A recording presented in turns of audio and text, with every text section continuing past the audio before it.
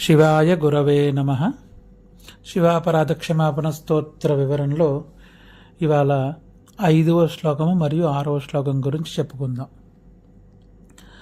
స్నాత్వా ప్రత్యూషకాలే స్నపన విధి విధౌ నాహృతం గాంగతోయం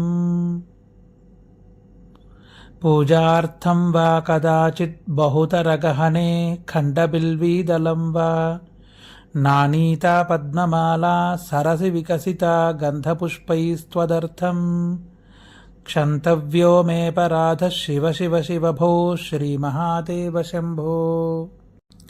స్నాత్వా ప్రత్యూషకాలే, ఉదయాన్నే లేచి బ్రాహ్మీ ముహూర్తంలో స్నపన విధి విధో నాహృతం గంగతోయం, స్నానం చేసి ఎటువంటి విధి విధానాల్ని అనువాదించక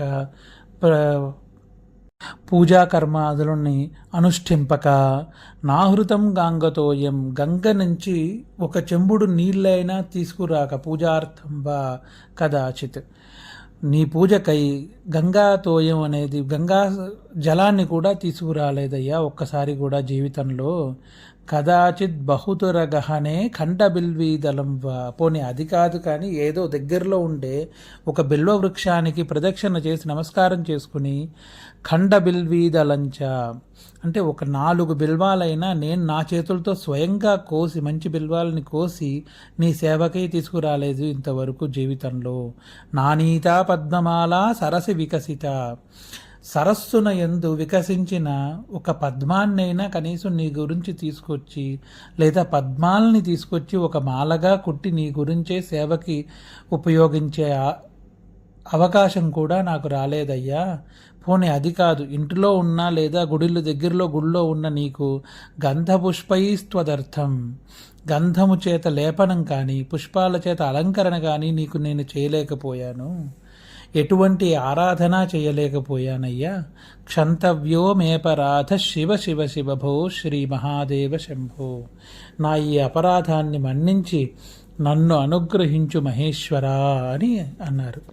అనగా బ్రాహ్మీ ముహూర్తంలో లేచి ఈశ్వర ధ్యానం చేసి కనీసం ఒక చెంబుడు నీళ్లు శివుడి మీద పోసి ఒక బెల్వం పెట్టి పూజా పుష్పాలతో ధూపదీపాలతో నైవేద్యాలతో ఆరాధన చేయలేని పక్షాన చేయలేకపోయాను అని చెప్పడంతో పాటు, పోనీ జీవితంలో ఎప్పుడైనా గంగా స్నానం చేసి గంగ నుంచి ఒక చెంబుడు నీళ్లు పట్టుకొచ్చి నీ మీద పోసి నమస్కారం ఆరాధన చేశానా, అది కుదరలేదు. పోనీ బిల్వదళాలైనా చేశానా నీ మీద తీసుకొచ్చి, నేనే స్వయంగా తెంపి తీసుకొచ్చి వేశానా అంటే అది చేయలేకపోయాను. పద్మాలతో అలంకారం చేద్దామంటే అది కూడా చేయలేకపోయాను, చేయదలచి కూడా కుదరలేదు నా వల్ల. ఇలాంటి అపరాధములన్నీ మన్నించు స్వామి అని అడుగుతున్నారు. 6వ శ్లోకం.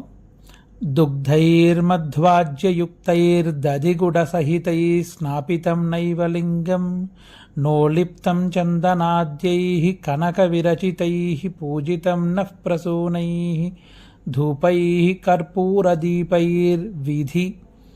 రసయుతైర్నైవ భక్ష్యోపహారైః క్షంతవ్యో మే పరాధ శివ శివ శివ భో శ్రీ మహాదేవ శంభో.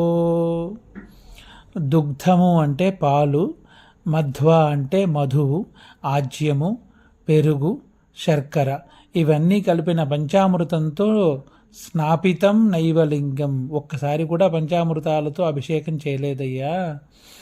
అంటే ఇక్కడ పంచామృతాలంటే నేను ఇంట్లో ఏదో పాలు పెరుగు తేనె నెయ్యి పంచదార తీసుకున్నాను, కలిపేశాను, స్వామివారి మీద పోసేశాను అనే అర్థం రాదండి. దాన్ని అర్థం చేసుకోవాల్సిన విధానం ఒకటి. పాలు అనగా మనస్సు, పరిపూర్ణమైన నిమగ్నుడైన మనస్సుతో పాలు. తర్వాత ఆజ్యము అంటే నేత్రము, పరిపూర్ణమైన శుభదృష్టితో శివుణ్ణి చూస్తూ. మధువు అనగా శ్రవణం, శివుడి నామస్మరణ వింటూ మంత్రాలు, అక్కడ బ్రాహ్మణోత్తములు చదువుతున్న వేద మంత్రాలను వింటూ దాన్ని మనస్సులో స్వీకరిస్తూ మధు. శర్కర నోటి యందు శివనామస్మరణ తప్ప తియ్యటి కబురు, శివనామస్మరణ తప్ప ఇంకొక ఆలోచన లేకుండా.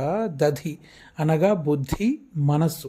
బుద్ధికి రెండవ పేరు ధీహి అని అంటారు. అందుకే భర్గో దేవస్య ధీమహి అంటే బుద్ధి, బుద్ధి ప్రచోదన మంత్రం, గాయత్రి మంత్రం. ధీ అంటే దధి. ఇవి 5 రకాల పంచేంద్రియ జ్ఞానేంద్రియాల సహాయంతో పంచామృతాభిషేకము చెయ్యలేదు సరిగ్గా అని అర్థం. ఇక్కడ పంచామృతాల అభిషేకం అంటే మనం చేసేది కాదు, మనం చేసే వస్తు రూపంతో పాటు క్రియారూపంతో పాటు మనోరూపం కూడా ఒకటి ఉండాలి.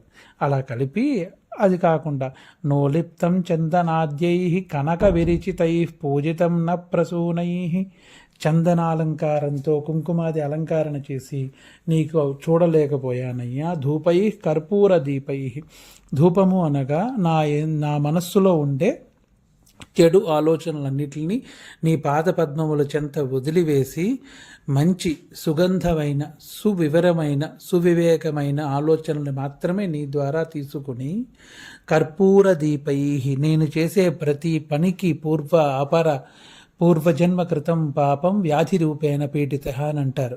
పూర్వజన్మలో చేసిన పాపాలే వ్యాధి రూపంలో ఈ శరీరాన్ని ఈ జన్మలో పట్టుకుంటాయి. అలాంటి వాటిని నేను చేసే పుణ్యాలు పాపాలని అన్నిటిని సర్వసాక్షిభూతుడైన సూర్య భగవానుడుగా నువ్వు చూస్తూ నా యందు దయతో నన్ను చూస్తున్నప్పుడు అలాంటి వాటిని కూడా నేను సరిగ్గా అనుగ్రహం పొందడానికి నీ ఆరాధన సరిగ్గా చేయలేని చేయలేకపోతూ విధిపూర్వకంగా నీ ఆరాధన చేయలేని వాణ్ణి, ఇలాంటివన్నీ చేస్తూ కూడా ఒకవేళ ఇన్ని చేసిన మంచి సుగంధభరితమైన సుస్వాదమైన భక్ష్య భోజ్యాలతో నివేదన పెట్టలేని పరిస్థితిని తీసుకొచ్చుకున్నాను. ఎటువంటి నివేదన తీసుకొద్దామన్నా ఒక కారణం ఉంటుంది. ఇక్కడ మంచి భోజనము భగవంతుడికి నివేదన పెట్టాలి అనే మాట ఎందుకు వస్తుంది అంటే, మనిషి నివేదన చేసేటప్పుడు తన స్మరణ రూపంలో కానీ, శ్రవణ రూపంలో కానీ, నేత్ర రూపంలో కానీ, వాసన రూపంలో కానీ దాని స్వాదు చూస్తారు, అంటే దాని రుచి చూసేస్తాడు. అది చూడకుండా దేవుడికి పెట్టిన రోజే అది పూర్తిగా పెట్టినట్టు. అది పెట్టడం చాలా కష్టం. మనస్సు ఇంద్రియ నిగ్రహం ఉన్న వారికి మాత్రమే అది కుదురుతుంది. ఇంద్రియ నిగ్రహం అనేది అంత సామాన్యమైన విషయం కాదు, చాలా కష్టం. అవన్నీ చేసి సక్రియ రూపంలో అనుష్ఠానపరుడై పూర్ణ ఇంద్రియ నిగ్రహంతో నీ ఆరాధన ఎప్పుడూ చేయలేకపోయానయ్యా. క్షంతవ్యో మేపరాధ శివ శివ శివభో శ్రీ మహాదేవ శంభో అని ప్రార్థిస్తూ 6వ శ్లోకం పూర్తయింది. రేపటి రోజు 7, 8 శ్లోకాలు తెలుసుకుందాం. శివాయ గురవే నమః.